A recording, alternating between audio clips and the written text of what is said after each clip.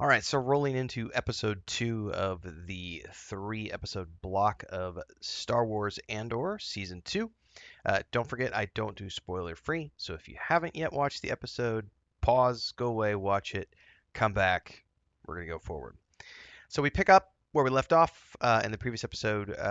We are dealing with Cassian on the planet and the crazy rebels and this fight between the two groups where one group is running out of food but has the food, and the other group who doesn't have the food but they have the ship, and Cassian is with the group that is has the food but they don't have the ship, so both groups are kind of at a stalemate.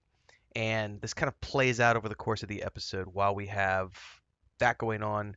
It's all about him waiting for the right opportunity, and he's not manipulating these people, but they are definitely beneath him in terms of intelligence, in terms of everything else. Um, and so he's kind of giving tips as they go along, trying to help his group survive, but also trying to help his group win the upper hand so that he can get away and escape. While this is going on, we have something is happening on the planet where Bix is with, and I had to go look this guy's character up. Brasso is his name, the big bearded guy. He was one of Cassian's friends back on that planet. So they're on this grain planet, right? Which is apparently there's a satellite station, and that's part of the relay system that's being used for communications. And this is when, in the middle of the event that's taking place for the wedding at the Mothma estate, Luthen and his assistant are worried about no communication. And his assistant is like, "Look, I just got word that the Imperials have landed on this planet where Bix is at."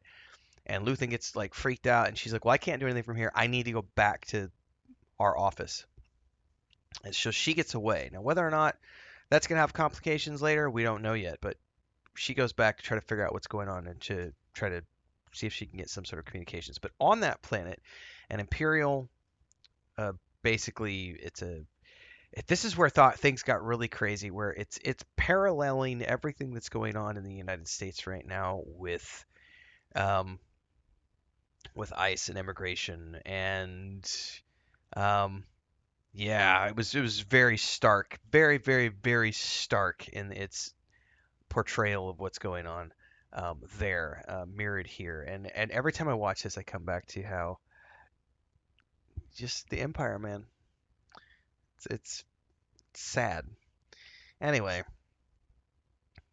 um, so the Imperials are here and they're doing an inspection, but they're also looking for something.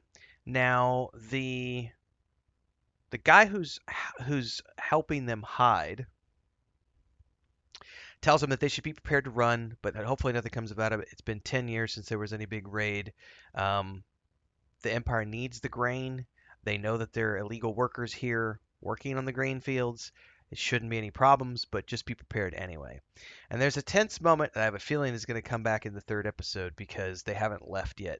But there's a tense moment where the lieutenant in the group finds Bix alone working on this hydraulic pump, and he's like, "Oh, baby, I'm in town for a couple of days and then I'm gone. We should go out to dinner or something." And she's like, "Oh, I'm married." And then we get big bearded dude rolls up and he's like, "Oh, well, good luck then." And he wanders off. But he's very upset when he gets interrupted. And I'm wondering if he's going to come back in episode 3 and do something that's going to cause chaos before he leaves town. I don't know. I suspect he seemed sus. I don't know what's going to happen. We're going to wait to see how all that unfolds. Meanwhile, Dedra is back on the home planet with her boss, and he basically gives her this speech of like, "Look," because she's like, "I don't want to work with Critic. I don't want to. I don't want to do this project." And he's like, "You don't have a choice. You've already been accepted." And he's like, "Yeah," but she's like, "Yeah, but the Access program needs me." And he's like, "You've spent 2 years and you still haven't found your mysterious stranger." He's like, "Next time, catch him before you make him famous." And then he tells her, "You need to just take this job because Krennic will not accept no for an answer, and he is a results-driven individual. And if you don't deliver results, bad things will happen. So you need to take this, and you need to win this, or it'll be the end of you." And so she's, I think, motivated and scared at the same time. We also meet for the first time since season one Cyril, who is the disgraced security officer guy. I don't remember exactly what but he got stuffed into this. I forget what it's called. Let me look at the if they see it here.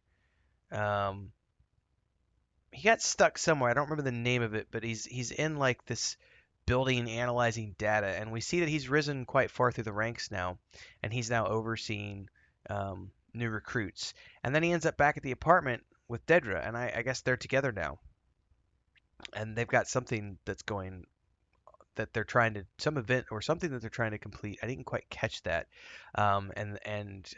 She promises him that she won't let it get interrupted again. It can't get interrupted again, and I think that's because she knows that she's about to get shipped off and be untouched, uncommunicable, you know, out of communication for a while, working with critics. So they obviously have something going on there. Quick commercial break, everyone, to celebrate and give thanks to all of these amazing people who keep me on the air full time. Really appreciate the support. All you got to do is join as a member. You get access to private videos. You can also do super thanks on any upload or super chats and stickers on any live stream or premiere you see. And beyond that, don't forget we're multi-streaming over on Twitch now, so you can support over there as well. Thanks so much to everybody. Let's get back to the video at hand.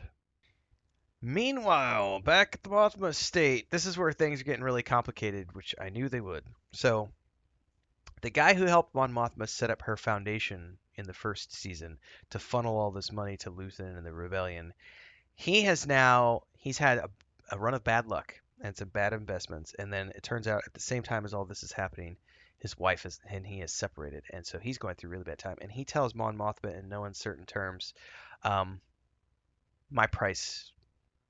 He's like, all this rebellion, all these things that are going on. He's like, I just feel like I'm not being fairly compensated. I don't feel like I feel like I'm being taken advantage of. Um, you know, I feel like we need to do something more. And she's in panic mode at this point. She's like, can we please just come out this weekend and we'll deal with it. And he's just like, oh, of course, we shouldn't spoil the weekend. Luthen, on the other hand, sees this all goes down and he confronts her, finds out what's going on. And she's like trying to brush it under the rug, saying, after the event, after the weekend, after this wedding, I promise we'll have a meeting. We'll set a price. We'll find a price. He's an old friend. He wouldn't betray me. And he's like, he literally tells her, he says, I can't let this go. So I will take care of this. And she's like, no, you won't. I will find a price. And he's like, you better. But then during this whole ceremony where Mon Mothma's husband is giving this speech about the wedding, you could just see Luthen is just watching this guy. And you could see the wheels turning. And I don't think he's going to wait. I don't think he's going to wait for Mon Mothma to have a conversation with the guys because he can't risk being found out. He can't risk it. So I think he's going to make a play. I think he's going to off this guy in episode 3. And it's going to piss Mon Mothma off, but it is what it is.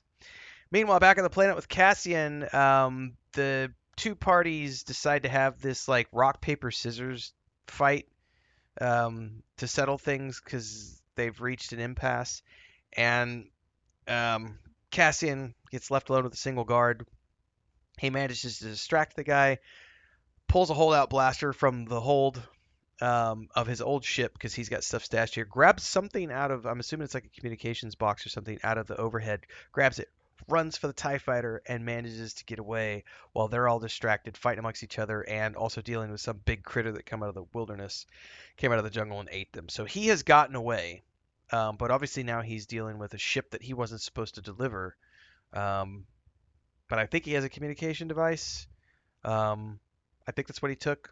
I'll know more when I get to episode 3, which is coming next. So I just finished lunch in the middle of this, and I'm about to go watch the next episode to get that done, and then we'll roll from that into the afternoon stream. So stick around. It's going to be a busy day. I'll catch you guys in the next one. If you haven't already seen the review for the first episode, make sure to watch that. Follow along. I review way more than Star Wars. I do lots of different shows, TV, video games, films. We're watching Andor, The Last of Us Season 2 right now. And we got more stuff to come, so follow along. Daily streams at 5 a.m. Central on YouTube and Twitch. And I'll catch everybody in the next one. May the Force be with you.